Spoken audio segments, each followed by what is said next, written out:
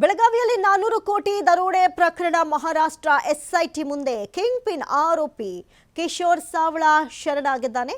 ಇನ್ನು ನಾಶಿಕ್ ಗ್ರಾಮೀಣ ಠಾಣೆಗೆ ನಿನ್ನೆ ರಾತ್ರಿಯೇ ಈತ ಹಾಜರಾಗಿದ್ದಾನೆ. ಸಂದೀಪ್ ಪಾಟೀಲ್ನನ್ನ ಕಿಡ್ನಾಪ್ ಮಾಡಿಸಿದ್ದ ಕಿಶೋರ್, ಹೀಗಾಗಿ ಎಸ್ಐಟಿಯಿಂದ ತನಿಖೆ ಮತ್ತಷ್ಟು ಚುರುಕುಗೊಂಡಿತ್ತು. ಸಂದೀಪ್ ಪಾಟೀಲ್ ಹೇಳಿಕೆಯ ಕುರಿತು ತೀವ್ರ ವಿಚಾರಣೆಯನ್ನ ನಡೆಸಲಾಗ್ತಾ ಇದೆ. ಮಹಾರಾಷ್ಟ್ರ ಎಸ್ಐಟಿ ಮುಂದೆ ಶರಣಾಗತಿಯಾಗಿದ್ದಾನೆ ಕಿಶೋರ್, ಉದ್ಯಮಿ.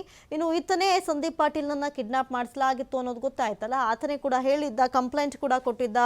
ಹಾಗಾಗಿ ಅಕ್ಟೋಬರ್ 16ರಂದು ಈ ಒಂದು ಚಿತ್ರಣ ಕಂಪ್ಲೀಟ್ ಡೀಟೇಲ್ಸ್ ಎಲ್ಲವೂ ಗೊತ್ತಾದಂಥ ಸಂದರ್ಭದಲ್ಲಿ ಈಗ ಎಸ್ಐಟಿಗೆ ಪ್ರಕರಣವನ್ನು ವಹಿಸಲಾಗಿತ್ತು. ಏನಾಯಿತು, ಎಷ್ಟು ಕೋಟಿ, ಹೇಗೆಲ್ಲ ಸಾಗಾಟ ಮಾಡಲಾಯಿತು, ಎಲ್ಲ ತನಿಖೆಯನ್ನು ಕೂಡ ಒಂದು ಕಡೆ ನಡೆಸ್ತಾ ಇರುವಂತಹ ಸಂದರ್ಭದಲ್ಲಿ ಸದ್ಯಕ್ಕೆ ಬೆಳಗಾವಿಯಲ್ಲಿ 400 ಕೋಟಿ ದರೋಡೆ ಆಯ್ತಲ್ಲ, ಈ ಪ್ರಕರಣಕ್ಕೆ ಸಂಬಂಧಪಟ್ಟಂತೆ ಈಗ ಕಿಂಗ್ ಪಿನ್ ಆರೋಪಿ ಕಿಶೋರ್ ಸಾವಳಾ ಎಂಬಾತ ಶರಣಾಗತಿ ಆಗಿದ್ದಾನೆ. ಇನ್ನು ಈತನ ತನಿಖೆಯಿಂದಷ್ಟೇ ಅವತ್ತು ಏನೇನೆಲ್ಲ ಆಯಿತು ಅನ್ನುವಂಥ ಸತ್ಯಾಸತ್ಯತೆ ಹೊರಬೀಳಲಿದೆ. ಅದರಲ್ಲೂ ಕೋಟಿ ಕೋಟಿ ಹಣ, ಅದರಲ್ಲೂ ಬ್ಯಾನ್ ಆದಂಥ ನೋಟ್ಗಳು ಇತ್ತು ಅನ್ನೋದು ಗೊತ್ತಾಯಿತು.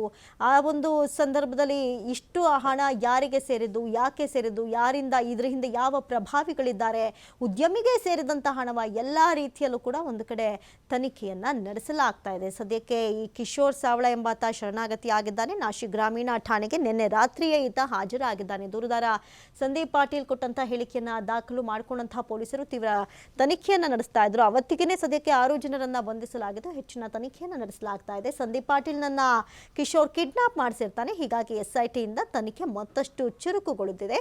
ಸದ್ಯಕ್ಕೆ ಈ ಕುರಿತು ತೀವ್ರ ವಿಚಾರಣೆಯನ್ನು ಕೂಡ ನಡೆಸಲಾಗ್ತಾ ಇದೆ.